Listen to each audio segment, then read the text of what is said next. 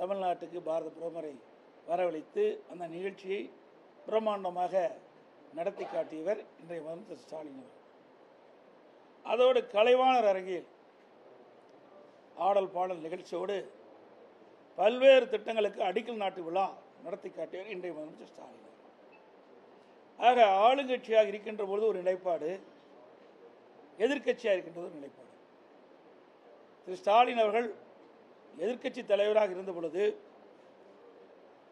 மாண்புமிகு பாரத பிரதமர் நரேந்திர மோடி அவர்கள் சென்னைக்கு வந்த பொழுது அவருக்கு திரு ஸ்டாலின் உட்பட அவர் கட்சி சேர்ந்தவர்கள் கருப்பொடி காட்டினார், கருப்பு பலூன் விட்டார். எதிர்க்கட்சியாக இருக்கின்ற பொழுது இப்படிப்பட்ட நிலைப்பாடு. ஆளுங்கட்சி வந்த பிறகு நான் ஏற்கனவே குறிப்பிட்ட நிலைப்பாடு. அது மட்டும் இல்லை, பாரத பிரதமர் நரேந்திர மோடி அவர்கள் சென்னைக்கு வந்த பொழுது வெள்ளை குடை பிடித்தவர், எதிர்க்கட்சியாக கருப்பு குடை பிடித்தவர். இதுதான் திமுகவுடைய நிலைப்பாடு, இன்றைய முதலமைச்சர் ஸ்டாலினுடைய நிலைப்பாடு. அதே போல அண்மையில் காங்கிரஸ் மாநாடு நெல்லையில் நடைபெற்றது.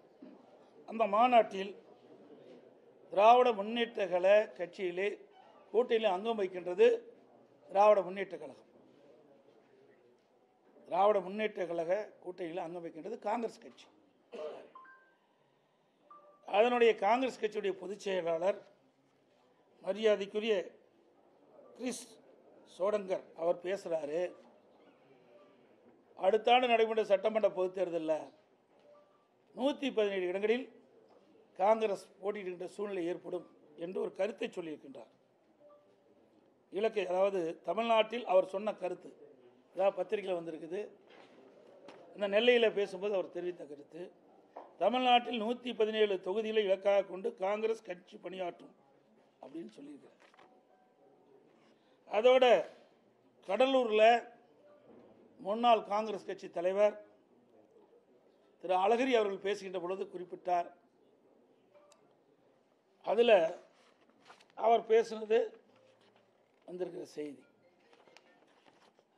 60 ஆண்டுகளாக ஏதாவது ஒரு கட்சியில் கூட்டணி வைத்து சாரை அவர்கள் குடித்து விடுகிறார்கள். சக்கையை நாங்கள் பார்க்கும் சூழ்நிலை தான் உள்ளது. நாங்கள் அதிக இடங்களில் போட்டியிடுவோம், அரசாங்கத்திலும் ஆட்சியிலும் நாங்கள் பங்கு பெறுவோம் என்பதுதான் காங்கிரஸ் கட்சியின் நிலைப்பாடு. இப்படி அவர் அந்த கருத்தை சொல்லியிருக்கார். இதை பற்றியெல்லாம் விவாத மேடையிலையும் அல்ல, ஊடகத்திலையும் அல்ல.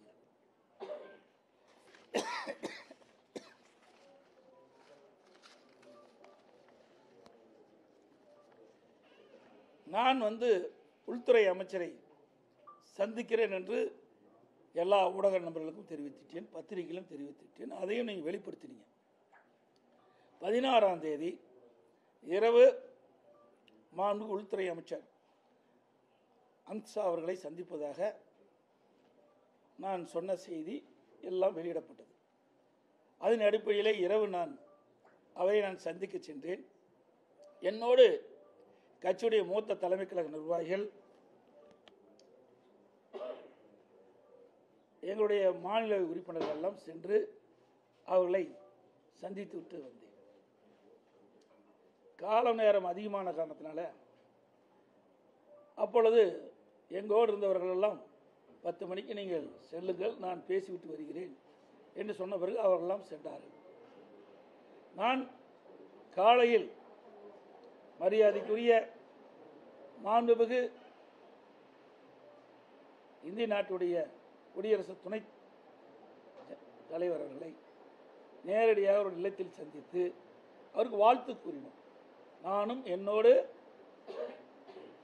எங்களுடைய கட்சி மூத்த நிர்வாகிகள், மாநில உறுப்பினர்களெல்லாம் சென்று அவர்களுக்கு வாழ்த்து தெரிவித்தோம். அப்பொழுதும் நான் அரசாங்க காரில் தான் பயணம் செய்தேன். இதையெல்லாம் திட்டமிட்டு பத்திரிகையில் ஊடகத்தில் செய்தி வெளியிடுவது என்று நன்றாக தெரிந்துதான் தமிழ்நாடு இல்லத்தில் இருந்து அரசாங்கத்துக்கு சொந்தமான காரில் தான் நான் துணை ஜனாதிபதியை சந்தித்து பேசினேன். பிறகு மரியாதைக்குரிய உள்துறை அமைச்சர்கள் இடைவெளியை சந்திக்கின்ற பொழுதும் நானும் என்னுடைய மூத்த கட்சி நிர்வாகிகளும் என்னுடைய காரிலே அரசாங்க காரில் தான் நேரடியாக உள்துறை அமைச்சர் வீட்டுக்கு சென்று அவரை சந்தித்தேன். பிறகு சந்தித்து விட்டு அவர்கள் வெளியிலே சென்று விட்டார்கள். பிறகு நான் ஒரு 10-20 நிமிடம் அவர்களிடையே பேசிவிட்டு பிறகு அவர்கள் பல்வேறு பணி இருந்த காலத்தில் உள்துறை அமைச்சர் அந்த பணியை மேற்கொண்டு விட்டார். நான் வீட்டிலிருந்து வெளியில் ஒரு காரில் என் முகத்தை துடைக்கிறேன். அப்பொழுது அதை எடுத்து அரசியல் பண்ணுகிறேன். வெக்கமாகவும் வேதனையாகவும் இருக்கு. தமிழ்நாட்டிலே ஊடகம் பத்திரிகையும் இந்திய நாட்டுக்கு ஒரு முன்னுதாரணமாக விளங்கக்கூடிய பத்திரிகை ஊடகமும் இப்படி தரம் தாழ்ந்து இதை வெளியிடுவது எந்த விதத்தில் சரியாக இருக்கு? சிந்தித்து பாருங்கள். ஆக இதையெல்லாம் உங்களுக்கு பரபரப்பான செய்தி கிடைக்கவில்லை என்ற அடிப்படையில் இந்த செய்தி வெளியிடுவது எப்படி ஏற்படும்? சிந்திங்க. முகத்தை துடைக்கிறேன். இதில் என்ன அரசியல் இருக்கின்றது? நான் வீட்டுக்கு செல்கின்ற பொழுது, மாண்புமிகு உள்துறை அமைச்சர் வீட்டுக்கு செல்கின்ற பொழுது அரசாங்கத்துக்காக தான் சென்று எல்லா ஊடகத்திலையும் பத்திரிக்கையும் செய்தி வந்தது. வெளியிலே வருகின்ற பொழுது எனது முகத்தை துடைக்கின்ற பொழுது ஒரு வீடியோ எடுத்து ஒரு சில ஊடகங்கள் வேண்டுமென்ற திட்டமிட்டு ஊடகத்தில் எடுத்து பத்திரிகையிலையும் ஊடகத்தில் வெளியிடுவது எந்த விதத்தில் சரியாக இருக்கும்? சிந்திச்சு பாருங்க. இது உண்மையிலே வருத்தத்துக்குரியது. ஊடகத்துக்கும் பத்திரிகைகளுக்கும் என்று ஒரு நடுநிலையோடு செயல்படுது. ஒரு தலைவரை வேண்டுமென்றே ஒரு கட்சியுடைய பொதுச் செயலாளரை திட்டமிட்டு இதை அவதூறாக செய்தி வெளியிடுறது சரியில்லை என்பதை மட்டும் நீங்கள் உணர வேண்டும். இன்றைக்கு பத்திரிகையும் ஊடகமும் நாட்டு மக்களுக்கு செய்தியை கொண்டு சேர்க்கக்கூடியவர்கள். இன்னும் சொல்ல போனால் நான் சொல்லக்கூடாது, வருத்தத்தோடு சொல்கிறேன். இனிமேல் ரெஸ்ட் ரூம் போனால் கூட உங்களுக்கு சொல்லிட்டு தான் போகணும். அப்படிப்பட்ட நிலைமைக்கு இன்றைக்கி அரசியல் போய்விட்டது. இனிமேல் நான் பொதுச் செயலாளர் ரெஸ்ட் ரூமுக்கு போனால் பத்திரிகையில் உடனே இந்த ரெஸ்ட் ரூமுக்கு போகிறேன்னு சொல்லிட்டு போக வேண்டிய நிலைமைக்கு இன்றைக்கு ஒரு சூழ்நிலை ஏற்பட்டுவிடும். அச்சத்தின் அடிப்படையில் இதை சொல்கிறேன். இதில் என்ன இருக்குது?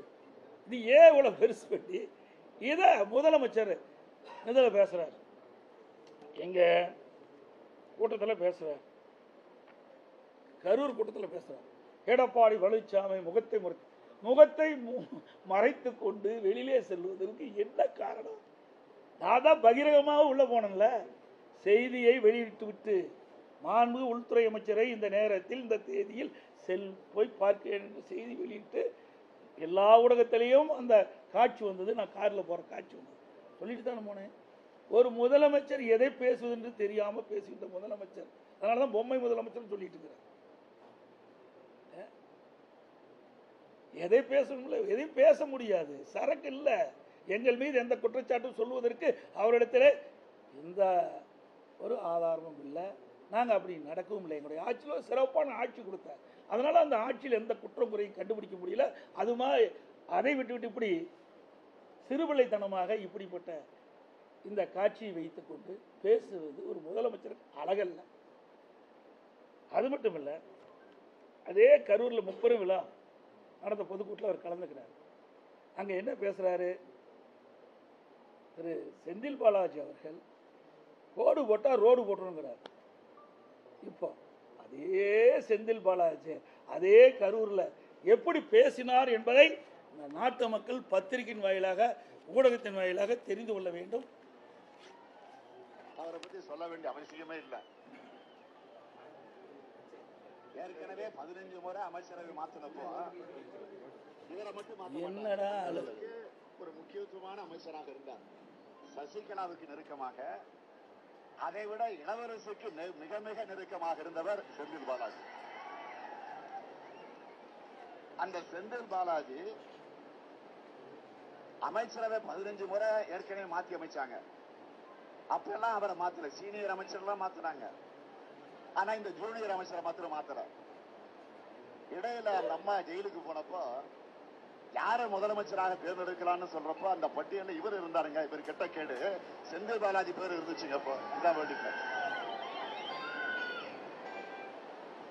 ஆக இன்னைக்கு பாத்தீங்கன்னா அவரு மட்டும் இல்ல, ஒட்டுமொத்தமாக பாலாஜியினுடைய தம்பி இந்த கரூர் மாவட்டத்தை தன்னுடைய கட்டுப்பாட்டில் வச்சிருக்கிறாரு. கட்டுப்பாடுனா கொள்ளையடிக்கிறதுல, ஊழல் செய்யறதுல, லஞ்சம் வாங்குறதுல அந்த கட்டுப்பாட்டில் வச்சிருக்கிறார். ஆள் கடத்தல், நில அபகரிப்பு புகார்கள் எல்லாம் இன்னைக்கு நீதிமன்றத்தில் இருக்கு. அதே மாதிரி பேருந்துகளுக்காக ஒரு கருவி வாங்கினாங்க, டிக்கெட் கொடுக்கறதுக்கு ஒரு கருவி, ஜிஎஸ்பி கருவி. அந்த கருவியில ஊழல் நடந்திருக்குன்னு சட்டமன்றத்தில் நான் தான் ஆதாரத்துடன் எடுத்து பேசினேன். இது வரைக்கும் முறையான மறுப்பு கிடையாது. அது மட்டும் இல்ல, பொறியியல் படிச்சுக்கிட்டு இருந்த ஒரு இளைஞன் கோகுல் என்பவரை கடத்தி அவனை கொலை மிரட்டல் செஞ்சு அவனுடைய சொத்துக்களை எல்லாம் பறிமுதல் செஞ்சு அவன் அதற்கு பிறகு அந்த குடும்பத்தை சார்ந்தவர்கள் நீதிமன்றத்துக்கு போய் அந்த பிரச்சனை இப்ப நீதிமன்றத்தில் இருக்கு. இப்ப எங்க இருக்காருன்னு தெரியல. அந்த கோகுல் தலைமறைவாகி எங்க இருக்கிறார் என்று தெரிய முடியாத நிலையில இன்றைக்கு இருந்து கொண்டிருக்கு. அது மட்டுமா, அது மாதிரி நிறைய இருக்குது. இப்படிப்பட்டவரை யார் சொன்னது? இன்றைய முதலமைச்சர் அன்றைய தினம் திரு செந்தில் பாலாஜி அவர்கள் அவர் அமைச்சராக இருந்த பொழுது, அவர் எதிர்க்கட்சியில் திராவிட முன்னேற்ற கழக தலைவர் திரு ஸ்டாலின் இருந்த பொழுது சொன்ன கருத்து. இப்போ அதுக்குள்ளேயே புனிதமாயிட்டாரா? இப்போ எத்தனை வழக்கு அவர் மீது, எவ்வளவு பிரச்சனை? அவரே ஊழல்வாதின்னு சொன்ன பிறகு அந்த ஊழல்வாதிக்கு இவர் எப்படி அமைச்சர் கொடுத்தாரு? நாம சொல்லல, திரு ஸ்டாலின் அவர்கள் சொன்ன கருத்து. நீங்க எல்லா பத்திரிகைகள் வந்து ஊடகத்தில் வந்திருக்கு, நினைவூட்டத்தான் இதை நான் கொண்டாடுறேன்.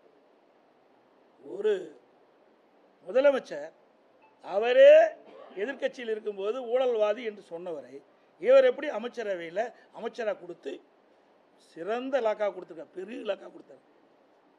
மின்சாரத்துறை கொடுத்தார், ஆயத்துறை கொடுத்தார். ஏன் அந்த கட்சியில் வேற ஆளே இல்லையா? மூத்த தலைவர்களே இல்லையா?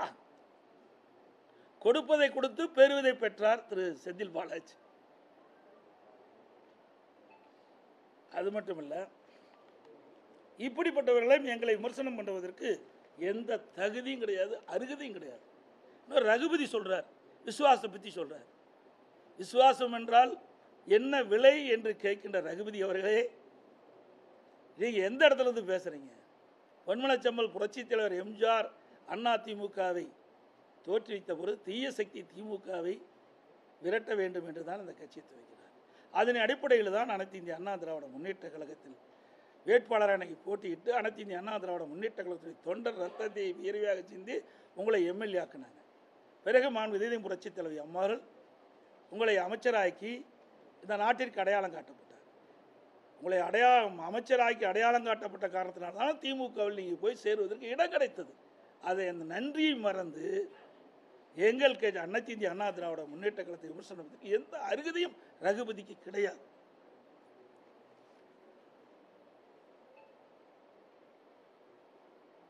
அதே போல இன்றைய தினம் பேசுகிறார் முதலமைச்சர் ஸ்டாலின். ஏதோ நான் வந்து முகத்தை மறைச்சிட்டு வந்த மாதிரி பேசுகிறேன். முகத்தை மறைக்க வேண்டிய அவசியம் எனக்கு எல்முனை அளவும் இல்லை. முகத்தை துடைத்தே நீங்கள் பத்திரிகையில் அதை சரியான முறையில் எடுத்து காண்பிக்கிற விதமாக காண்பித்து விட்டீர்கள். அது ஒரு விருப்பான செய்தியை உங்கள் பத்திரிகை வேண்டும் என்று எடுத்ததாக தான் நான் பார்க்கின்றேன்.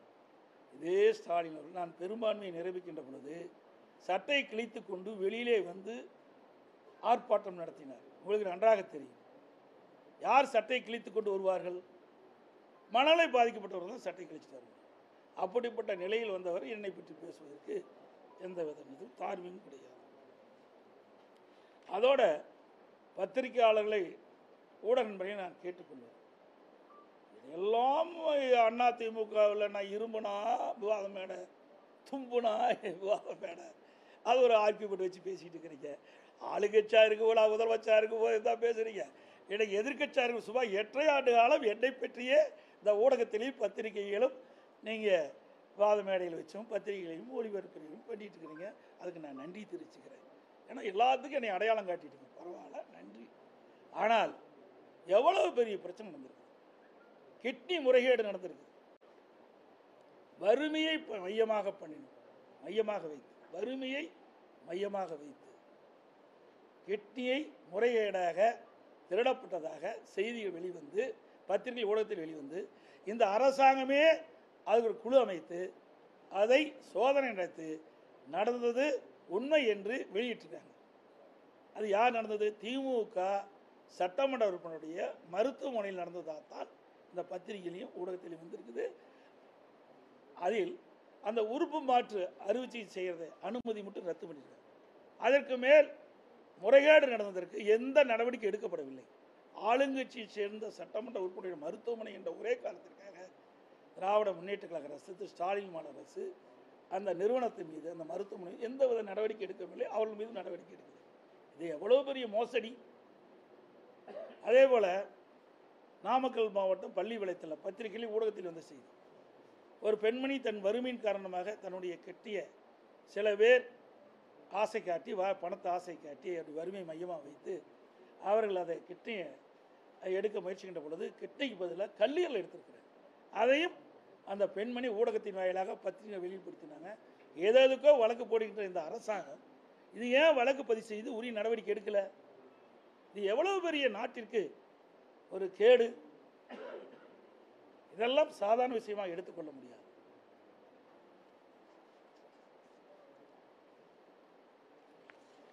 அது மட்டுமல்ல, மாண்புமிகு உள்துறை அமைச்சரை சந்தித்து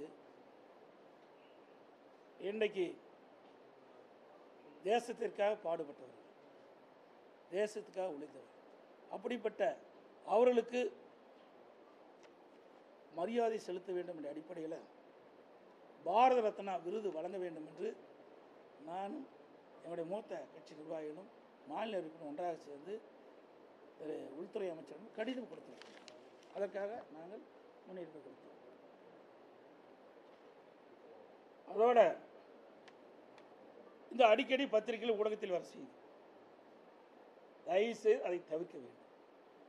ஏன்னா பல முறை சொல்லிட்டேன். ஆனால் தொடர்ந்து அதையே நீங்கள் அரைச்சமாகவே அரைச்சிட்டு ஐடிசி ஹோட்டலில் அனைத்து இந்திய அண்ணா திராவிட முன்னேற்ற கழகம் பாரதிய ஜனதா கூட்டணி அமைச்ச பிறகு மாண்பு உள்துறை அமைச்சர் தெளிவுபடுத்தினார். அனைத்து இந்திய அண்ணா திராவிட முன்னேற்ற கழகத்துடைய உள்கட்சி விவகாரத்தில் நான் தலையிட மாட்டேன். எல்லா பத்திரிகையிலும் ஊடகத்திலும் வந்திருக்குது, என்கிட்ட ஆதாரமும் இருக்குது. அப்படி பேசிய பிறகு மீண்டும் மீண்டும் இவர் அழைச்சி பேசுகிறாரு, அவர் அழைச்சி பேசுகிறாரு. இதையெல்லாம் தயவு செய்து விட்டுவிடு. நானும் தெளிவுபடுத்தி விட்டேன். அப்படி எந்த பேச்சுவார்த்தையும் நான் நடத்தவில்லை அவரோடு. அவரும் எங்களோட உள்கட்சி விவகாரத்தை தலையிடவில்லை. இதுக்கு முற்றுப்புள்ளி வைத்து விட்டேன். மீண்டும் யாரும் தயவு செய்து அருள் கூர்ந்து பத்திரிகையாளர் ஊடக நண்பர்களும் இந்த செய்தியை வெளியிட வேண்டாம் என்று அன்போடு கேட்டேன். அவர்களும் சொல்லிவிட்டார், நானும் சொல்லிவிட்டேன். இதோடு முடிந்து விட்டது. இதை அரைத்தமாகவே தொடர்ந்து உங்களுக்கு விருப்பமான செய்தி கிடைப்பதற்கு நாங்கள் எங்களை பயன்படுத்த வேண்டாம் என்று அன்போடு இந்த நேரத்தில் கேட்டேன். அதோடு மாண்பு உள்துறை அமைச்சர்களை சந்தித்து பேசுகின்ற பொழுது நான் எழுச்சி பயணத்தை மேற்கொண்டிருந்தேன். இந்த எழுச்சி பயணம் மிகச்சிறப்பாக இருக்குது, பாராட்டினார். ஏன்னா அவர் ஊடகத்தை பார்த்துட்டு இருக்கார். அதை பார்த்து சிறப்பாக இருக்குது, எத்தனை தொகுதிக்கு போனீங்க, எப்படிலாம் இருக்குது, மக்களுடைய உணர்வு என்பதையெல்லாம் எங்களுடைய பேச்சுவார்த்தையில் நாங்கள் பேசணும் என்பதையும் இந்த நேரத்தில் தெரிவித்துக் கொள்கின்றேன்.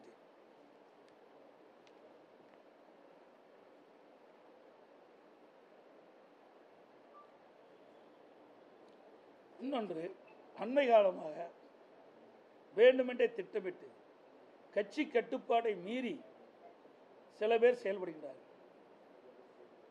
மாண்பு அம்மா காலத்திலும் சரி, அம்மா மறைவுக்கு பிறகும் சரி, யாரும் கட்சி கட்டுப்பாட்டை மீறினால் தலைமை அவர்கள் மீது ஒழுங்கு நடவடிக்கை எடுக்கப்படும். அதன் பேரில் தான் நாங்கள் சில நடவடிக்கையை நாங்கள் எடுத்திருக்கிறோம். எதையும் இந்த பத்திரிகையிலே சொல்லிடுறேன். ஏன்னா அதுக்கு ஒரு காது மூக்கு கண்ணு வச்சு பத்திரிக்கை வெளியிடுறீங்க. தயவு செய்து நான் தெளிவுபடுத்திவிட்டேன். அதே போல திரு டிடி அவர்கள் என்னை பற்றி சில கருத்து தெரிவிச்சிருக்கார். மாண்பு உள்துறை அமைச்சர் அவர்கள் ஐடிசி ஹோட்டலில் தெளிவாக சொல்லிட்டார், உட்கட்சி விவகாரத்தில் நான் தலையிட மாட்டேன்னு சொல்லிட்டார். அதிமுக என்டிஏ கூட்டணி அமைக்கப்பட்டது சொல்லிட்டார். அதுக்கு பிறகு ஒரு வாரம் கழித்து இந்த பத்திரிகையாளர் சந்திப்பை திரு டிடி அவர்கள் சந்தித்து பேசுகின்ற பொழுது நாங்கள் அதிமுக கூட்டணி இல்லை, ஆனால் என்டிஏ கூட்டணியில் இருக்கிறோம், ஆனால் என்டிஏ எடுக்கின்ற முடிவுக்கு நாங்கள் தொடர்ந்து செல்வோம் என்று சொன்னார். என்டிஏ எடுக்கின்ற அந்த கூட்டணியில் தான் திரு டிடி அவர்கள் இடம்பெற்றிருக்காரு. அந்த கூட்டணியில் அவர்கள் எடுக்கின்ற முடிவுக்கு நாங்கள் சம்மதிப்போம் என்ற ஒரு கருத்தை உங்கள் டிவியிலையும் பத்திரிகையிலும் செய்தி வெளியிட்டார். ஆனால் அண்மையில் என்ன நினைத்தாரோ தெரியல, என் மீது சில குற்றச்சாட்டை சொல்லிட்டு இருக்கார். நேற்றைய தினம் முகமூடி அணிஞ்சிக்கிட்டு போனாருங்கிறார். இது எந்த விதத்தில் சரியாக இருக்கும்? நீங்கள் பார்த்தீங்கன்னா நான் முகமூடி முடிச்சுட்டுலாம் போகல, அவர் தான் முகமூடி அணிஞ்சு அதிமுக முடிஞ்சார்.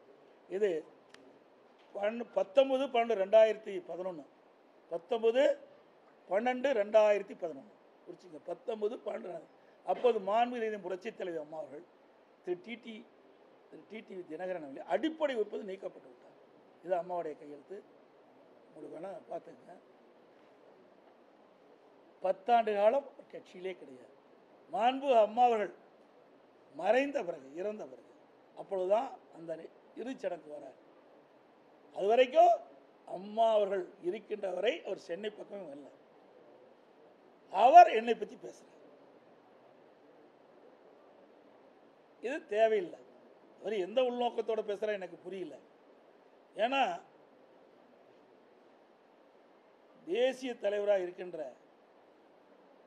ஐயா பசும்பொன் முத்துராமலிங்க தேவர் அவர்களுக்கு பாரத ரத்னா இந்திய நாட்டுடைய உயர்ந்த விருதான பாரத ரத்னா கொடுக்க வேண்டும் அறிவிப்பு கொடுத்த பிறகுதான் இப்படிப்பட்ட கருத்தை சொல்லிட்டு இருக்கார். அதுக்கு முந்தியெல்லாம் இப்படிப்பட்ட கருத்தை சொல்லலை. இது என்ன உள்நோக்கத்தோடு பேசுறேன்னு எனக்கு புரியல.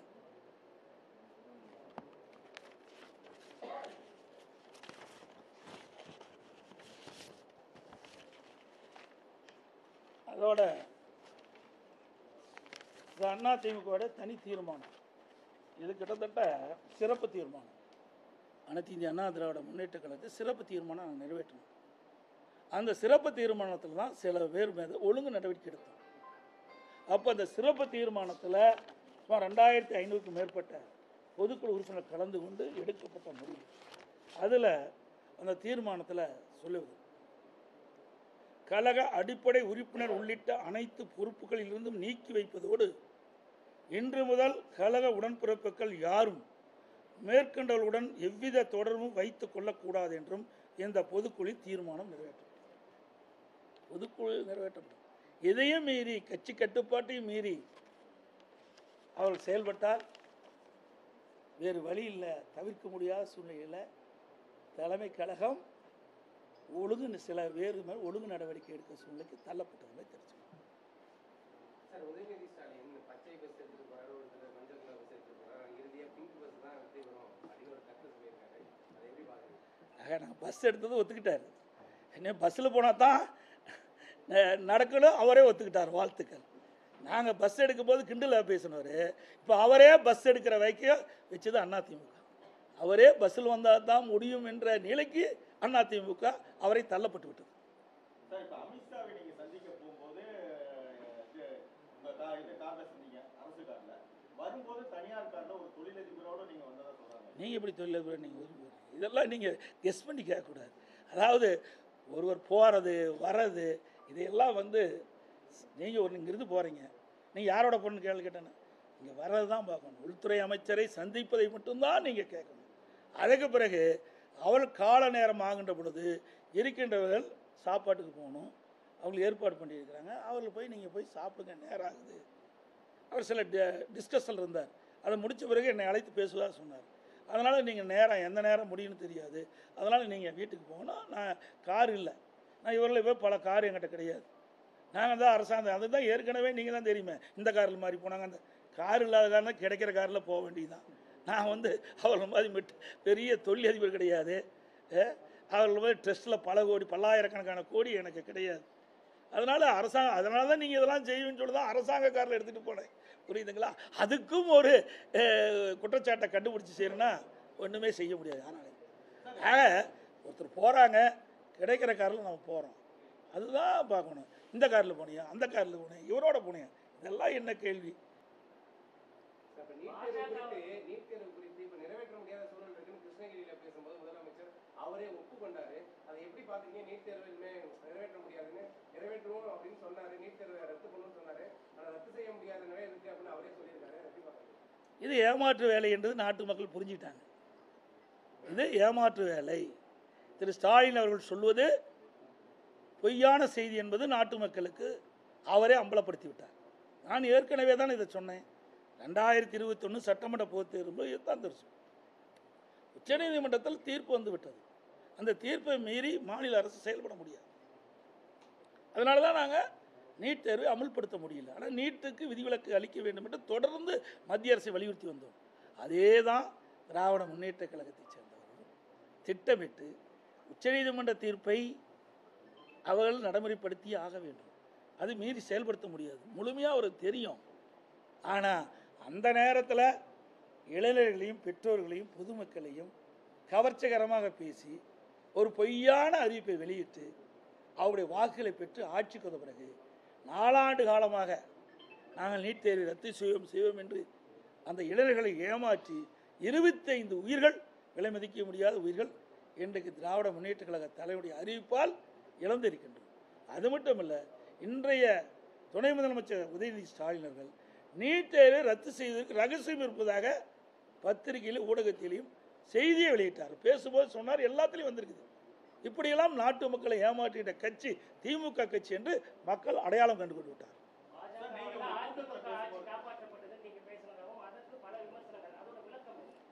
ஏங்க, நான் ஆட்சி பொறுப்பேறும் போது உங்கள் ஊடகம் கூட தானே பேசுனீங்க, எல்லாரும் சேர்ந்து தானே என்னைய எவ்வளவோ பண்ணீங்க. ஒரு சாதாரண விவசாயிக்கு ஒருத்தர் சப்போர்ட்டே பண்ணலையே. 3 மாதத்தில் இருக்கும், 4 மாதத்தில் போய், 6 மாதத்தில் போய் ஆட்சி இழந்துருவார் அப்படின்னு எல்லா எதிர்கட்சியும் சொல்லும்போது இந்த ஊடகமும் அதுதானே பிரதிபலிச்சிங்க. ஒரு விவசாயி வந்திருக்கார், பரவாயில்ல, நல்ல ஆட்சி புரிவார்னு ஒருத்தராவது சப்போர்ட் பண்ணீங்களா? இல்லையே. எங்களுடைய திறமை, எங்களுடைய சட்டமன்ற உறுப்பினர்கள் முழுமையாக எங்களுக்கு ஆதரவு கொடுத்தாங்க, மூத்தரெல்லாம் கொடுத்தாங்க. மத்திய அரசு கேட்கின்ற திட்டத்துக்கு அனுமதி கொடுத்தாங்க, கேட்கின்ற நிதியை கொடுத்தாங்க. யாரெல்லாம் எங்களை பற்றி விமர்சனம் பண்ணார்களோ அவர்களெல்லாம் எதிரிகளாம் மூக்கு மேல் விரல் வைத்து பாராட்டுகின்ற அளவுக்கு நிறைய திட்டங்களை கொண்டு வந்து நிறைவேற்றி நாட்டு மக்களின் நன்மதிப்பை பெற்றோம். அதனால தான் சொன்னேன், 4 ஆண்டு காலமாக சிறப்பான ஆட்சி நடப்பதற்கு இன்றைக்கு மத்திய அரசு பல்வேறு வழிகளை உதவி செய்யப்பட்டது. அந்த அடிப்படையில் தான் அந்த கருத்து சொன்னேன்.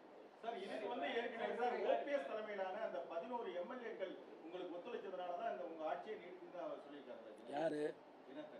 அப்புறம் 18 பேர் அதை கூட்டிகிட்டு போனார், அதை பற்றி கேட்கலையே. அதையும் கேட்கணும்ல, ஒருதலை பட்சம் நீ கேட்கக்கூடாது. இந்த ஆட்சி கவிழ்ப்பதற்கு 18 பேரை, இந்த பிள்ளை பிடிக்கிற கூட்டம் மாதிரி 18 பேரை அவருடைய வீக்னஸை பயன்படுத்தி நீங்கள் அழைச்சிக்கிட்டு போய் எங்கள் ஆட்சியை கமுக்கு நினச்சிங்களா? அதை நீங்கள் சொல்ல மாட்டேங்கிறீங்களே. அதாவதுங்க, அரசியல் என்பது அவ்வப்போது ஏற்படுகிற சூழ்நிலைக்கு ஏற்றவாறு தான் எல்லா கட்சியும் இருக்குது. இதே திராவிட முன்னேற்ற கழகம் என்ன சொன்னாங்க? எமர்ஜென்சி கொண்டு வருகின்ற பொழுது கடுமையாக விமர்சனம் பண்ணாங்க காங்கிரஸ் கட்சி. அதோட மிசா சட்டத்தில் நாங்கள்லாம் கைது செய்யப்பட்டோம். அதெல்லாம் யாருடைய காலம்? காங்கிரஸ். அப்பொழுது கடுமையாக காங்கிரஸ் மத்தியில் ஆட்சி பொழுது மாநிலத்தில் ஆட்சி செய்த திமுக கடுமையாக பாதிக்கப்பட்டது. அவரோட குடிசையில் இரண்டாவது, இன்றைக்கு அவள் கூட்டணி காங்கிரஸும் திமுகவும் கூட்டணி பிரச்சனை வருகின்ற பொழுது ரெய்டு விட்டாங்க. அறிவாலயத்தில் மேலே ரெய்டு நடந்துகிட்டு இருக்குது, சிபிஐ இடி ரெய்டு நடக்குது. கீழே மிரட்டி அவருடைய ஒப்பந்தத்தில், கூட்டணி ஒப்பந்தத்தில் கையெழுத்து வாங்கினாங்க. நாங்களாம் அப்படி இல்லைங்க, நான் தான் தெளிவாக சொல்லிட்டேன். அதாவது அரசியல் சூழ்நிலைக்கு தகுந்தவாறு எல்லா கட்சிகளுமே கூட்டணி அமைக்கிட்டது. இல்லாது இன்றைக்கு இல்லை, எல்லாது இந்தியா முழுவதும் அப்படித்தான் இருக்குது, தமிழ்நாடு மட்டும். அந்த அடிப்படையில் அனைத்து இந்திய அண்ணா திராவிட முன்னேற்ற கழகத்தை பொறுத்த வரைக்கும் வெற்றி பெற்று ஆட்சி அமைக்க வேண்டும். அது எல்லா கட்சிக்கும் இருக்கின்றது. அதன் அடிப்படையில் தான் திமுக செயல்படுது, அண்ணா திமுக செயல்படுது. அதாங்க நான் சொல்லிட்டேனே, நாங்கள் கொடுத்துருக்குறோம், அதெல்லாம் ஏற்கனவே சொல்லிட்டு தான் இருக்கிறோம். ஆனால் அந்த கொடுக்கின்ற நிலையில் மத்திய அரசாங்கம் அதை பரிசீலிப்பு தான் சொல்லிக்கிறேன்.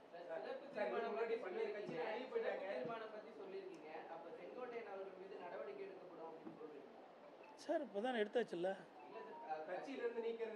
அது தலைமை முடியும். அதெல்லாம் உள்கட்சி வேறு, அதெல்லாம் பகிரங்கமாக பேச முடியாது.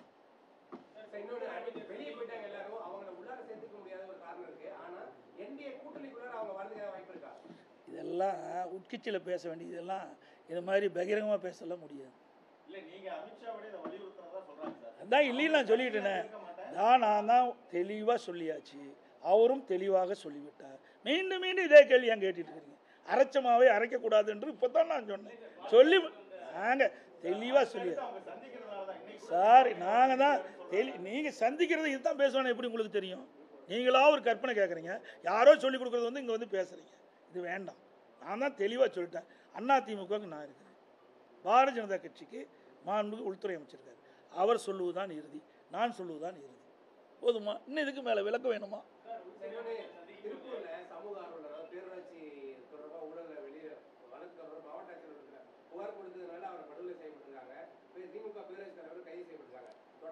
நீ அவரை கேளுங்க, அவரை கேட்க வேண்டிய கேள்வி என்னை கேட்டால் எனக்கு என்னது? அதாங்க, எனக்கு என்னை கேட்க வேண்டிய கேள்வி கேளுங்க, அவரை கேள்வி கேட்குறது அவரை கேளுங்க. அனைத்து ஊடகங்களுக்கும் பத்திரிகை நன்றி, வணக்கம்.